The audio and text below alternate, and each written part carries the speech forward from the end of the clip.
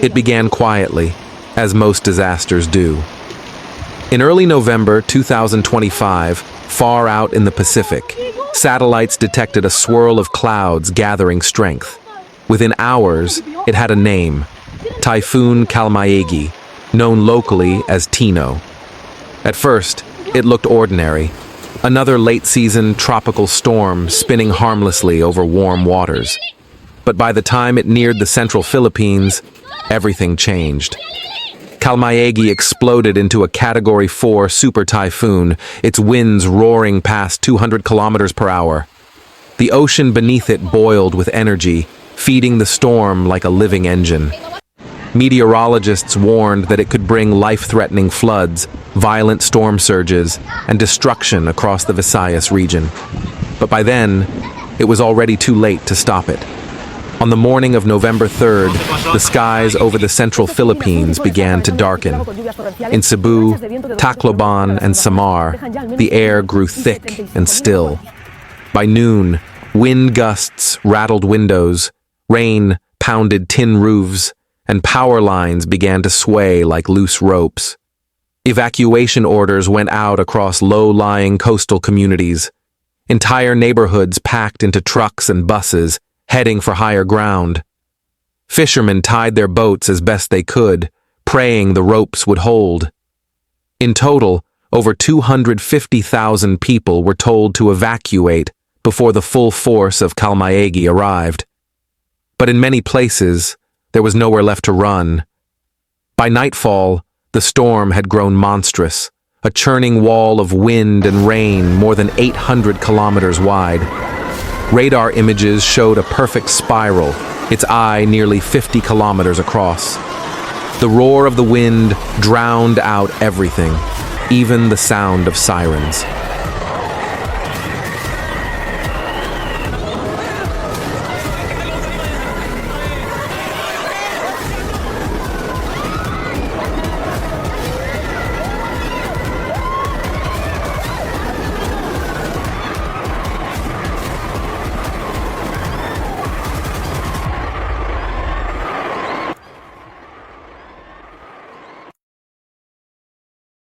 At 1:20 a.m., Kalmaegi made landfall near eastern Samar, slamming into the coastline with winds exceeding 125 miles per hour. The sea surged inland, swallowing fishing ports and coastal roads. In minutes, streets vanished under 3 meters of water. Residents described the sound as like a freight train that never stopped. Cars were lifted from driveways. Entire wooden houses collapsed under the weight of the waves. By 2 a.m., power grids across the region failed. The city of Tacloban, once rebuilt after Typhoon Haiyan, went dark again. Only the flashes of lightning revealed the chaos. Rooftops torn apart, trees ripped from their roots, and billboards flying through the air like paper. In Cebu City, emergency lines went silent as floodwaters invaded the downtown district. Videos posted online showed cars floating down major roads, streetlights flickering underwater, and families clinging to whatever they could to stay above the surge. By sunrise, more than 400 millimeters of rain had fallen in some areas, nearly a month's worth in less than 12 hours. Rivers burst their banks. Landslides crushed homes in mountain villages. In the central island provinces, entire barangays disappeared beneath a brown, churning sea of mud.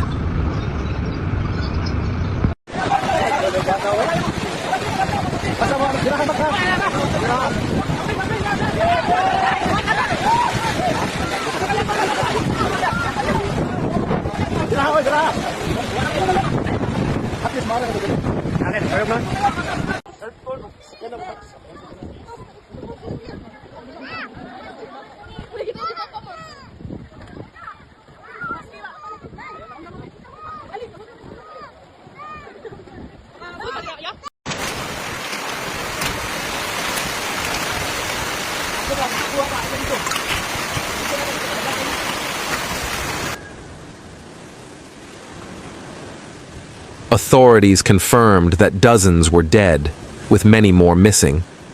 But rescuers couldn't reach the worst hit zones. Bridges were gone, roads had dissolved into torrents, and airports were closed. Helicopters hovered above rooftops, airlifting children and the elderly to safety. The storm surge struck hardest along the coasts of Leyte and Samar, where waves as high as 4 meters obliterated coastal defenses. In some villages, the line between land and sea simply vanished. A witness from southern Leyte said, "The water came so fast, we didn't even hear it coming." One moment it was raining. The next, the ocean was inside our house. By the second night, Typhoon Kalmaegi had torn through the heart of the Philippines.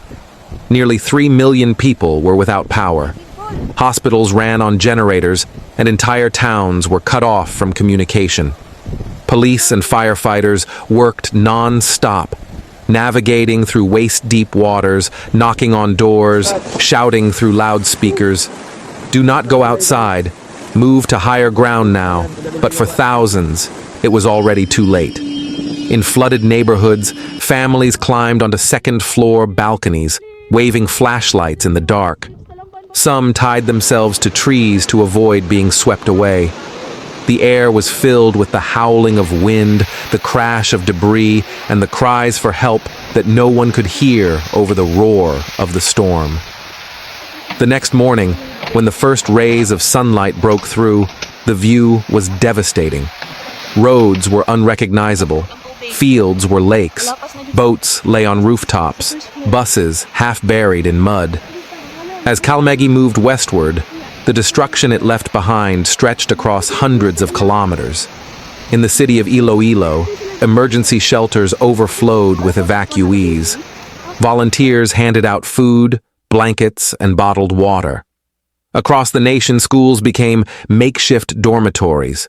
Sports halls were turned into hospitals.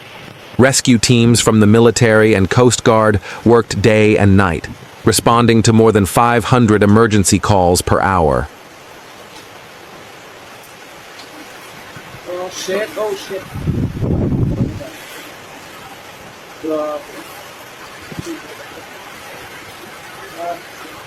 Allah. Shit. Allah, grabe na.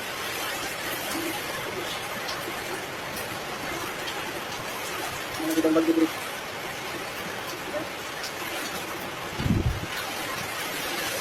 Allah.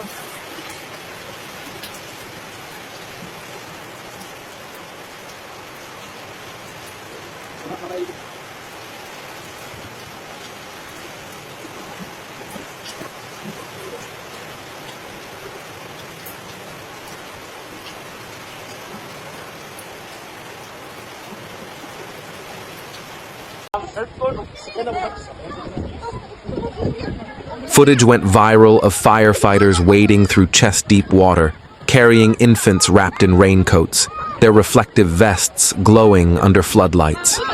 Yet even amid despair, there was resilience. Farmers used tractors to pull stranded vehicles. Fishermen offered their boats to rescue the elderly. Teenagers built makeshift rafts from barrels and wood planks to deliver food to trapped families.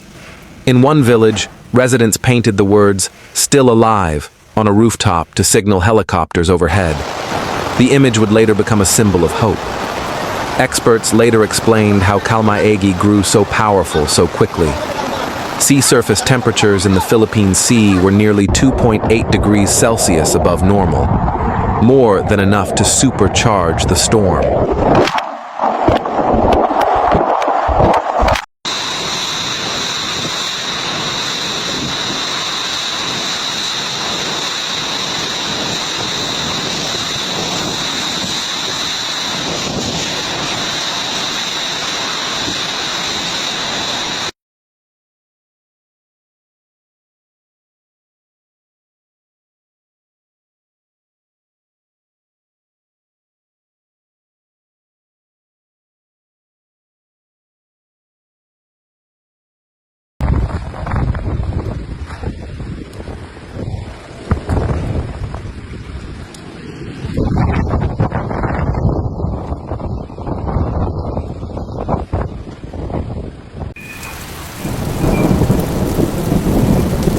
When cold air from the north collided with the hot, moisture-laden air from the tropics, it created a vertical column of thunderstorms that fed on itself. The result was explosive.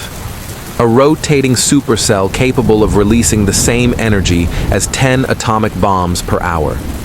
Meteorologists said it was a textbook example of how a warming ocean amplifies tropical cyclones. Kalmaegi's rainfall wasn't just heavy, it was record-breaking. Some weather stations recorded over 600 millimeters of rain in a single day, flooding an area larger than 200 square kilometers. When the storm finally moved away toward the South China Sea, the Philippines was left in ruins. Entire provinces were declared disaster zones. Thousands of homes were destroyed, and more than 1,500 people were injured. Agricultural losses exceeded 10 billion pesos, with rice fields, coconut plantations, and fisheries devastated. In the coastal city of Ormoc, rescuers uncovered cars piled 3 stories high. Streets were coated in layers of thick brown mud. The smell of diesel, salt, and decay hung heavy in the air. But perhaps the greatest loss wasn't material. It was psychological. Many survivors said the storm took not just their homes, but their sense of safety. After Haiyan, they believed they had rebuilt stronger. Yet, Kalmaegi showed that nature always has another level.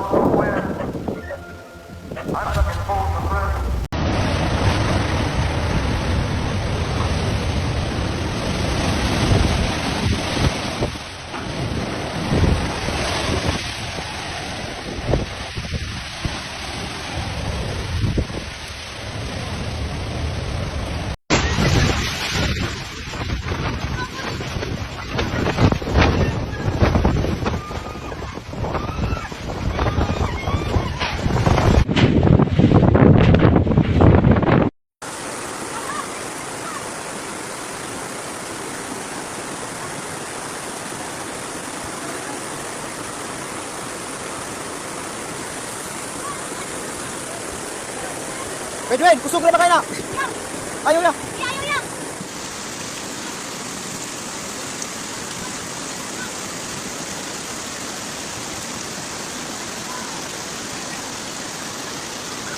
Oy, Len, yung balde ay nangalabay. Ako po, Len, makakabot tayo.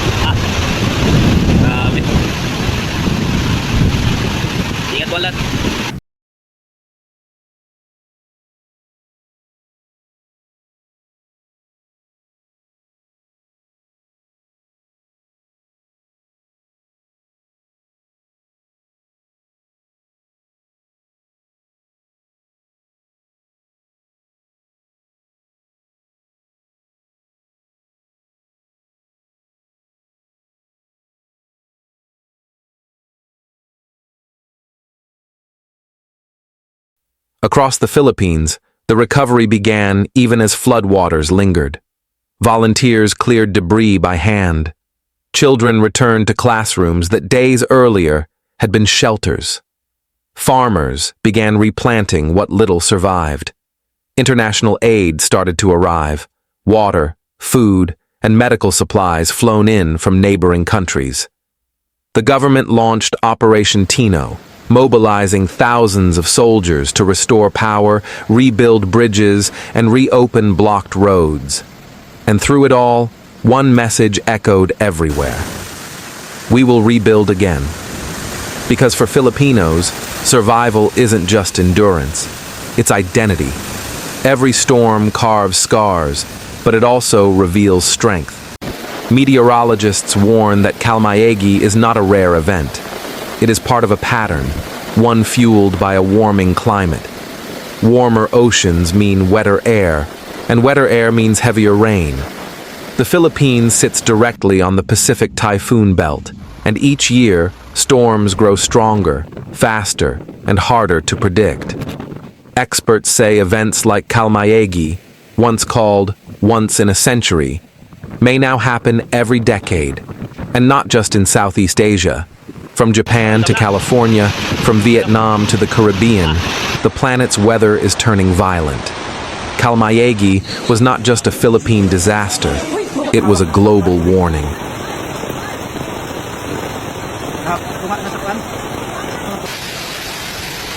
At dawn, on the fifth day, as sunlight finally broke through the clouds, the sea was calm again. Fishermen ventured out to inspect what was left of their boats. Children splashed in puddles where streets once were. The air still smelled of mud and salt, but the sky, for the first time in days, was blue. Among the wreckage, there was movement. People sweeping mud from doorways, neighbors sharing food, volunteers setting up relief tents. Life, fragile yet relentless, began again. A local teacher, standing before a half-collapsed school, said softly, "We survived Haiyan. We survived Odette. And now, we'll survive Kalmaegi too." And maybe that's what this story is truly about. Not just destruction, but resilience. Not just loss, but the courage to rebuild. When nature strikes, no wall is high enough, no city strong enough. But unity, that is something no storm can wash away. If this story moved you, don't forget to like, share, and subscribe to Cataclysm TV, bringing you closer to the planet's most powerful moments, where nature writes its own headlines.